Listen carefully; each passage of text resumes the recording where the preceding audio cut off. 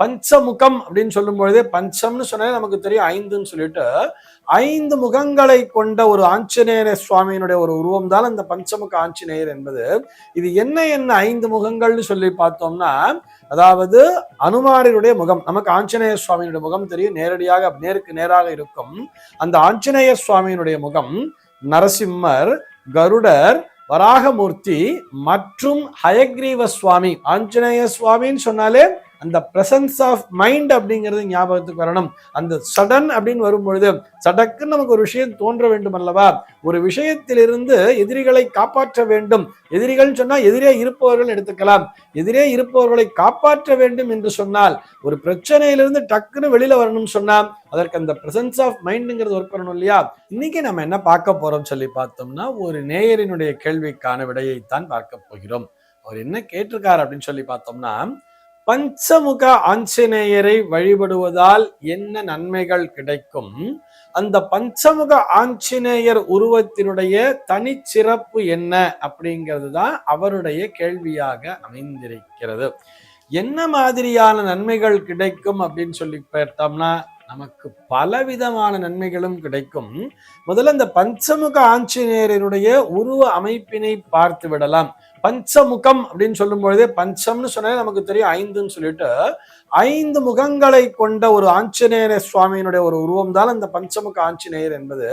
இது என்ன 5 முகங்கள்னு சொல்லி பார்த்தோம்னா, அதாவது அனுமாரினுடைய முகம், நமக்கு ஆஞ்சநேய சுவாமியினுடைய முகம் தெரியும், நேரடியாக நேருக்கு நேராக இருக்கும்.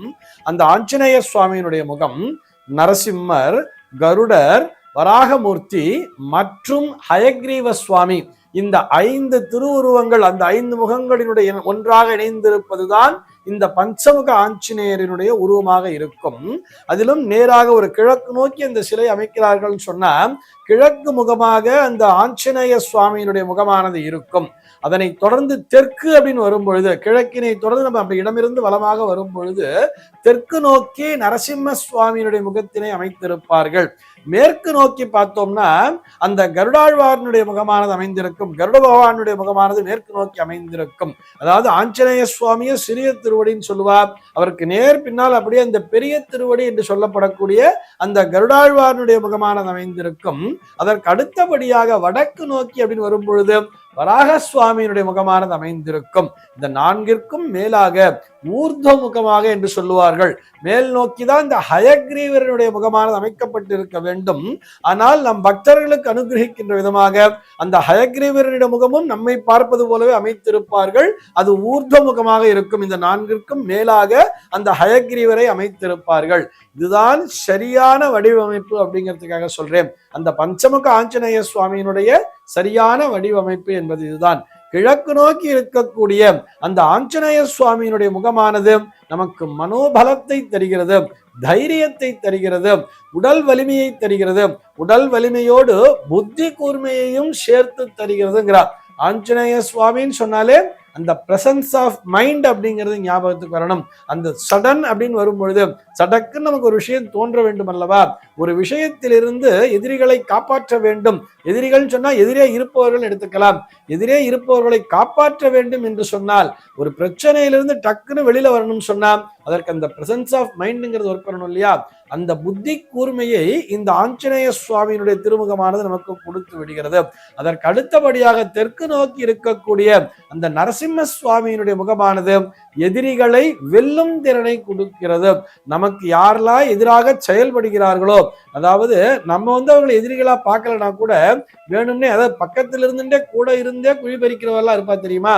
இவர்கள் அனைவரையுமே அடையாளம் கண்டு அவர்களிடத்திலிருந்து நமக்கு பாதுகாப்பு தருகின்ற விதமாக அந்த நரசிம்ம சுவாமியினுடைய முகமானது நமக்கு உபயோகப்படுகிறது.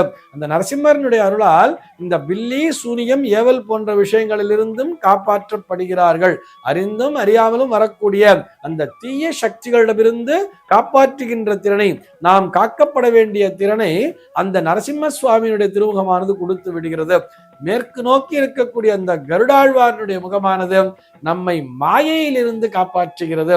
வீண் மாயையிலே சிக்கி அல்லல் பட்டு கொண்டிருக்கிறோம் அல்லவா? எது நிஜம் எது பொய்ன்னே தெரியல. ஒரு சிலது பொய்ன்னு தெரிஞ்சே கூட இது வீண் மாயைன்னு தெரிஞ்சே கூட அந்த மாயையில போய் விழுவோம் தெரியுமா? அதிலிருந்து நம்மை காப்பாற்றக்கூடிய திறனை அந்த கருடாழ்வாரனுடைய முகமானது கொடுத்து விடுகிறது.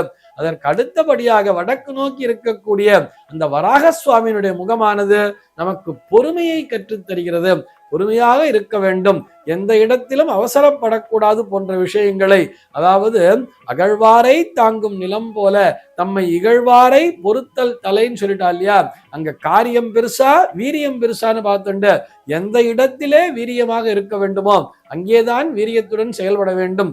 பொறுமை என்பது முக்கியம் என்பதை சொல்லிக் கொடுப்பது அந்த வராக சுவாமியினுடைய திருமுகம். அதே போல ஹயக்ரீவருடைய முகமானது ஞானத்தை கற்றுத் தருகிறது. அந்த ஞானமும் நமக்கு வந்து சேர்ந்து விடுகிறது அல்லவா. ஞானானந்தமயம் தேவம் நிர்மல ஸ்பட்டிகாகிருதம் ஆதாரம் சர்வ வித்யானாம் சொல்லிட்டார். எல்லா வித்தைகளுக்கும் எது ஆதாரம்? சர்வ வித்யானாம் ஹயக்ரீவம் உபாசனையை சொல்லக்கூடிய அந்த ஹயக்ரீவருடைய முகமானது மேலே எல்லா முகங்களுக்கும் மேலே அமர்ந்து கொண்டிருக்கிறது. ஆக இந்த சக்திகள் அனைத்தும் ஒரு சேர ஒரே வடிவமைப்பிலேயே வந்து சேர்ந்திருக்கிறது. அவற்றை வழிபடுவதன் மூலமாக இந்த சக்திகள் அனைத்தும் நமக்கு வந்து சேரும் தானே. ஆக எல்லோருமே அந்த பஞ்சமுக ஆஞ்சநேய சுவாமியினை வழிபட்டு எல்லா விதமான நலன்களையும் பெற வேண்டியது. இது போன்ற சந்தேகங்கள் உங்கள் மனதிலே தோன்றலாம். உங்கள் மனதிலே தோன்றக்கூடிய சந்தேகங்களை கீழே உள்ள வாட்ஸ்அப் எண்ணிற்கு அனுப்புங்கள். நம்முடைய அர்த்தமுள்ள ஆன்மீகம் பகுதியில் அவை பற்றி விரிவாக விவாதிக்கலாம். சர்வே ஜனாஹ சுகினோ பவந்து.